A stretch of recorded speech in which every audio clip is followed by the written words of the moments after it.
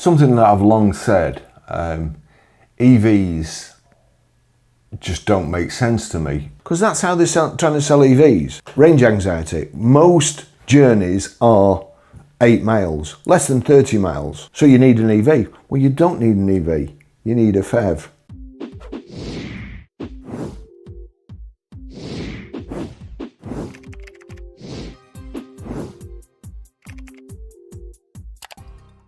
You know, the big EVs, only little EVs make sense to me, which is why I've got a Citroen Ami. It's ideal for just going into town, local runs. Love driving it, it's fun, makes people smile, and it costs me nothing. It's absolutely nothing to run whatsoever. I intend to keep it till it breaks or I have to throw it away. But it has saved me a fortune in fuel. I used to run a Range Rover, and I was running a Range Rover every day, and then suddenly I realised that I was getting close to retirement age, and the amount of fuel I was putting in the Range Rover might just come in handy when I've retired. And I saw this, the Citroen Ami. I was on holiday in Sorrento, and I ordered one as soon as I got back.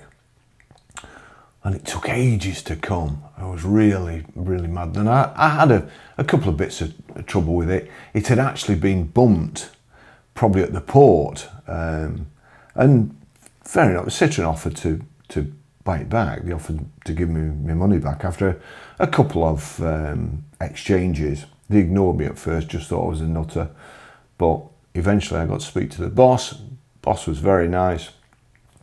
Offered me my money back, which I didn't want because the car was ideal for me. It was perfect. So I can honestly say, hand on heart, that little EVs work. A big EV works for me, but it's just overkill. What's the point of having a massive EV sat outside? I have a T-Roc that I'm using as well at the moment, and that's great. I don't go anywhere a long way away these days, and I don't drive fast. I don't need to accelerate fast. And to be honest, it's as comfortable as you need. So I saw this, and it's led on to a couple of other things. So if you bear with us, why the UK is slow to embrace microcars and why our cities need them. In city traffic, a two-seater electric pod like the Citroen Ami or the tiny pedal-assisted quad velo seems an obvious choice for urbanites. Slipping through congested streets, easy to park, and using a fraction of the space and energy of an SUV. Designs such as the Ami, Pony 4 quadricycle or four-wheeled velomobiles promise a radically different transport model, one of smaller, lighter vehicles tailored to short trips. On paper, the logic is clear. In practice, however, Britons have been slow to embrace these mini-mobiles. Traditional cars, especially bulky SUVs, still dominate UK city streets, even as space, safety and pollution concerns mount. So what's holding us back from going small? The case for going small: cities are inherently ill-suited to conventional cars. Streets in historic UK centres were never designed for today's multi-ton SUVs. Limited street width and scarce parking mean large vehicles occupy an unreasonable amount of public space, and this forces them into conflict with each other, with cyclists and with pedestrians. Now again, my Range Rover, if I used to go to Starbucks, I had to park miles away because somebody else would park next to it, and the Range Rover was so wide I wouldn't be able to get in it, and they wouldn't be able to get out of their cars without dinging the doors. My Citroen Ami, there's always one space that nobody can get in, but I can get in my Citroen Ami. It's fantastic.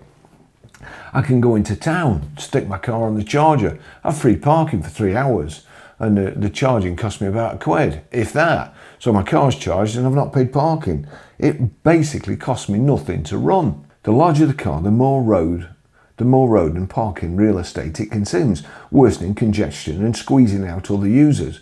In contrast, an ultra-compact vehicle like the Citroen Ami, for instance, is only 2.4 metres long, so short that 2 Ami microcars could fit end-to-end in a single standard parking bay.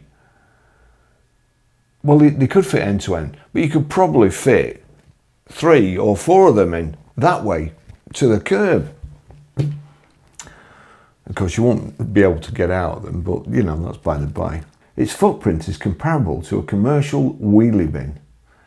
Yes, and it's often described as a wheelie bin. Honestly, people don't like them. Most people love them, but there are people on here that think it's not an electric vehicle. It's not an electric car. It's a quadricycle. It's not an electric car. Don't say it is again. I'm talking about EV melt and no sex evers, yet provides enclosed transport for 2 people. Importantly, these tiny vehicles align with how we actually use cars in cities. Despite the occasional cross-country road trip, most car journeys in the UK are short. Government travel surveys reveal that 72% of all trips are under 5 miles.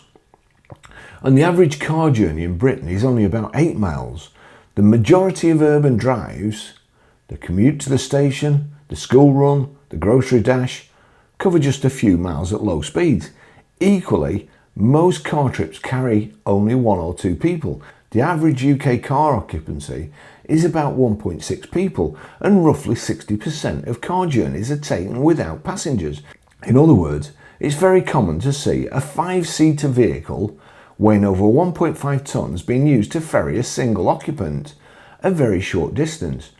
From a purely rational standpoint, this is a transport mismatch. We're using the wrong tools for the job. Ultra-compact vehicles are specifically designed to fill this gap. They offer just enough car for these short hop, low occupancy trips. A micro EV like the Ami has a modest 46 mile range and 28 mile an hour top speed. I can tell you, going to work and coming back home, my average speed, whether I'm in a Lamborghini, a Range Rover, a Citroen Ami, is 15 miles an hour. So 28 miles an hour is nearly twice as much as I need. But Citroen points out this is more than adequate for the vast majority of urban drivers. In return, these vehicles bring benefits: zero tailpipe emissions, minimal noise, and far lower energy use than a full-size car, thanks to their lightweight and small batteries. They're also easier to park and manoeuvre. The Ami's turning circle, 7.2 metres, beats even a London taxi's agility, meaning less time spent circling for a parking space or executing multi-point turns in narrow streets. Perhaps most significantly, ultra-compact cars pose less danger to other road users. Their low weight and limited top speed mean that in the event of a collision, the consequences are less severe, unlike SUVs which have higher fronts and greater blind spots that increase the risk to pedestrians and cyclists. Microcars offer better visibility and reduce kinetic force in a crash. As cities grapple with road danger and strive to meet Vision Zero targets, the shift to lighter, slower vehicles is not just sensible, it's life-saving. Now I'm going to go further with this because this article to me makes a massive amount of sense. And also what it does, it points out to me that EVs are redundant. Sorry, Baz, EVs are redundant. Yes, they're a waste of time, they're a waste of money, they're a waste of resources, as in all this lithium and so on, because now they're going on about they're going to be able to make batteries that charge in 5 minutes and that will do 300 miles, 400 miles, 500 miles, 600 miles, 700 miles. I've even seen one that says it'll do 1,500 miles. Why? If you only need that distance once in a blue moon, why? This makes the argument, all the EV shills say PHEVs and hybrids aren't proper electric vehicles. I'd say they're better than EVs, because if that's your average distance that you travel every day, you can do that on the electric part, can't you? And then occasionally, when you need to go further, you can just fill petrol up. You can just fill it up with petrol. You're not carrying around a massive battery. I mean, it's heavy enough in a PHEV, but you're not carrying around a massive battery full of all these resources to get you 8 miles. My Citroen Ami, 8 miles a day. I can do it all week. The other thing is, when they bring out these batteries, and you lot are telling me how cheap they are to charge at home, how long do you think it'll take you to charge that? Because my Jaguar I-Pace, charging at home, on a 3-pin charger, granted, was 39 hours.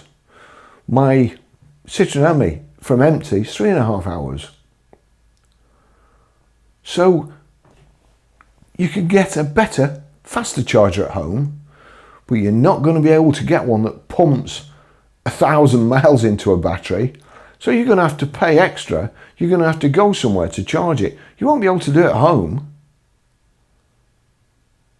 But you can with a PHEV.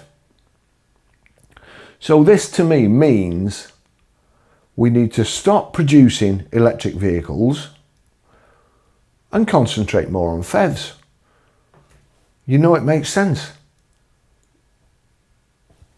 Tell me it doesn't. Tell me why it doesn't. Not everything should be an EV. Petrol engines, they were getting cleaner and cleaner. What's to say, sooner or later, ICE cars are cleaner to produce than EVs. The chairman of Toyota says that hybrids are 3 times cleaner than EVs to produce. It's got to be a no-brainer, hasn't it? It's stupid making EVs. So you hear, China's BYD launches EV charging system.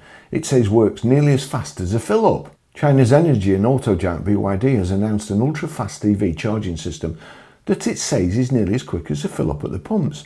BYD, China's, they like to get BYD in, don't they? EV maker said Monday that its flash chargers can provide a full charge for its latest EV within 5 to 8 minutes, similar to the amount of time needed to fill a fuel tank. It plans to build more than 4,000 of the new charging stations across China. We've already got petrol stations. Everybody's already got electric at home. Charging times and limited ranges have been a major factor constraining the switch from gas and diesel vehicles to EVs, though Chinese drivers have embraced that change, with sales of battery-powered and hybrid vehicles jumping 40% last year. Well, we know they didn't. We know there was a bit of jiggery-pokery going on, and fudging figures and registering vehicles and selling them off as all that stuff, all that good stuff that we're doing here in the UK to try and convince gullible people like you that have bought an EV thinking there was a big long waiting list into parting with more money than you should have done. You early adopters. And you're the ones that seem to be the most angry about everybody else not wanting to adopt EVs. So there you go, you've heard it here first. EVs are pointless. There is no point in getting an EV. Is there? If that's what they say. Because that's how they're trying to sell EVs. Range anxiety. Most journeys are 8 miles, less than 30 miles. So you need an EV. Well, you don't need an EV. You need a PHEV with a petrol engine, just in case somebody rings you at work, like they did with me, and say, your mum's dying, she's in Blackpool Victoria Hospital, can you get here as soon as possible? That's when you need a petrol. Thanks for watching. See you in the next video. Bye-bye.